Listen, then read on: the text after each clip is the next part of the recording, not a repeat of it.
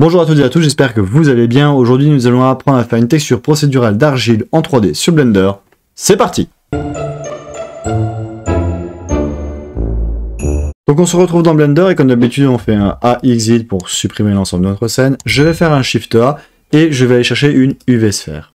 Je vais faire un CTRL 2 ou commande 2 pour faire une subdivision de surface de 2, un clic 3 chez Smooth pour lisser ma pièce. Une fois que j'ai fait ça, je vais dans le shading, je vais créer une nouvelle texture. On va lui appliquer une couleur tout de suite, je me mets en hexa, ça va être le 8B673A, Enter pour valider, on obtient notre marron comme ceci, je vais me mettre sur le côté, je vais faire un Shift A, je vais aller chercher une image texture, je vais sélectionner mon image, ceci, je vais la relier à ma roughness, je vais la relier à ma normale qui est juste ici. Je vais zoomer pour vous montrer ce qui va se passer. Je fais un Shift A et je vais chercher un bump pour marquer mon image sur la sphère. Donc je passe de la normale à la 8, donc on voit que mes empreintes apparaissent.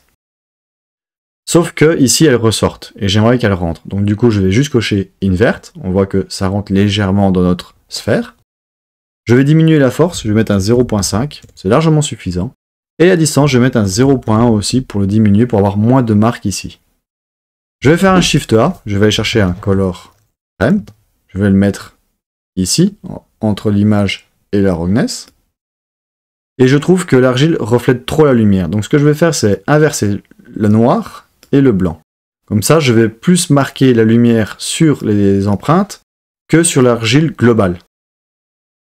Une fois que j'ai fait ça, je fais un Shift A, je vais chercher un texte sur Coordinate.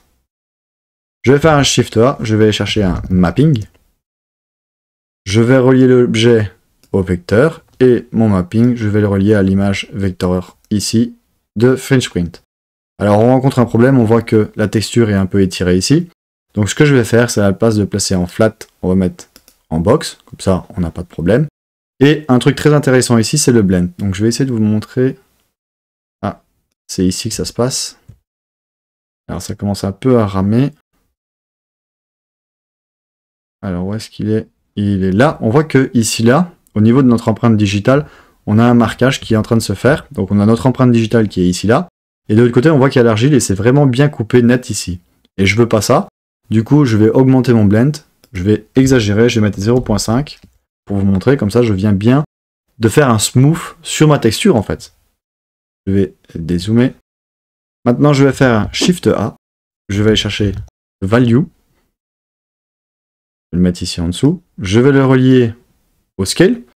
Et ici, je vais pouvoir l'augmenter pour pouvoir faire le scale automatiquement en X, en Y et en Z sur ma texture.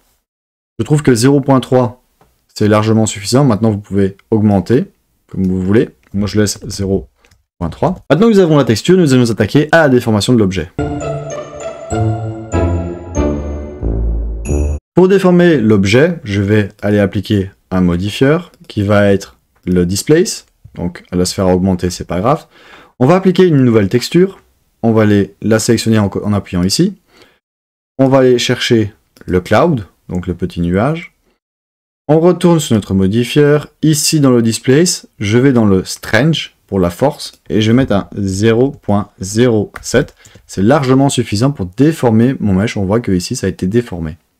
Donc voilà, je viens de terminer notre texture procédurale d'argile en 3D sur Blender. J'espère que la vidéo vous aura plu. N'hésitez pas à me dire ce que vous en pensez en commentaire. Comme d'habitude, je vous mettrai le lien de téléchargement en commentaire. Et je vous dis à la prochaine.